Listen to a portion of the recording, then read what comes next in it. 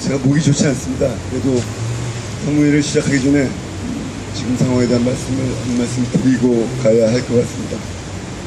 어저께 박근혜 대통령이 취임한 지, 박근혜 정부가 출범한 지 6개월이 되는 날이었습니다. 긴 말할 필요가 없습니다. 정의당의 대표인 제가 이곳에서 천막 농성을 하고 있고, 그리고 민주당이 바로 옆에서 천막 당사를 열고 있는 현실이 박근혜 정부 6개월을 말해주고 있다고 생각합니다. 이 자체가 박근혜 정부 6개월에 대한 평가입니다. 박근혜 정부 출범 이후 우리 정치에서 대화는 사라졌습니다. 국정원 사건에 문제 제기하는 국민은 졸지에 대선 불복 세력이 되고 말았습니다. NLL 대화록을 공개하는 위험천만한 도박 정치로 국정원 대선 개입 사건을 덮고 국민을 기만하려 했습니다. 100% 대한민국을 만들겠다며 약속했던 쌍용 자동차 국정조사는 사라져버리고, 그리고 복지 공약은 무더기가 되어가고 있습니다. 스스로도 거짓말이라고 생각하는 증세 없는 복지를 주장하고 국민을 기만하고 있습니다.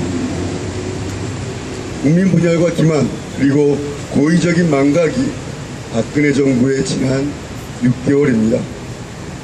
능수능란한 통치 기술로 잠시 국민을 속일 수 있을지 모릅니다.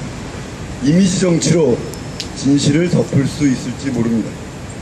그러나 민주주의를 할 줄 모르는 지도자는 오래가지 못합니다. 대화와 소통을 거부하고 국민의 반을 적으로 만드는 방식은 결코 오래가지 못합니다. 청와대 깊숙한 곳에 앉아 하고 싶은 말만 하는 권위주의 시대의 리더십으로는 다수의 국민을 설득할 수가 없습니다. 정의당은 대통령 취임식 즈음에서 박근혜 정부의 실패를 바라지 않는다고 했습니다. 하지만 정의당은 인생을 뒤로하고 민주주의를 역행하는 박근혜 정부의 성공까지 기원할 이유는 없습니다. 박근혜 대통령이 민주주의의 승복을 거부한다면 정의당은 국민의 목소리를 전달하기 위해서 더 적극적인 행동으로 나설 것입니다. 박근혜 대통령이 천막 당사에서 한나라당을 살렸는지 모르겠습니다만 저는 이곳 천막 농성장에서 민주주의를 살려내겠습니다. 지난주 국정원 대선 개입 사건 국정조사가 끝나고 많은 국민들이, 그리고 시민단체가 특검을 실시해야 한다고 말씀하고 계십니다. 정당한 요구이고 피할 수 없는 요구라고 생각합니다. 그리고 그 요구의 배경에는 검찰에 대한 오래된 불신이 깔려 있습니다. 그러나 검찰은 결코 섭섭해해서는 안 됩니다.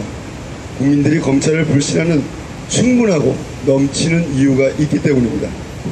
그러나 아직 검찰에게 기회는 있습니다. 검찰이 지금 이 국민적 의혹 사건을 어떤 태도로 임하느냐 매우 중요합니다. 나라의 민주주의를 바로 세우고 사법정의를 바로 세우는 일이 될 것입니다. 검찰의 일거수일투족을 국민이 바라보고 있습니다. 국민의 기대를 저버리지 않기를 바랍니다. 주저없이 진실을 밝혀주기를 바랍니다.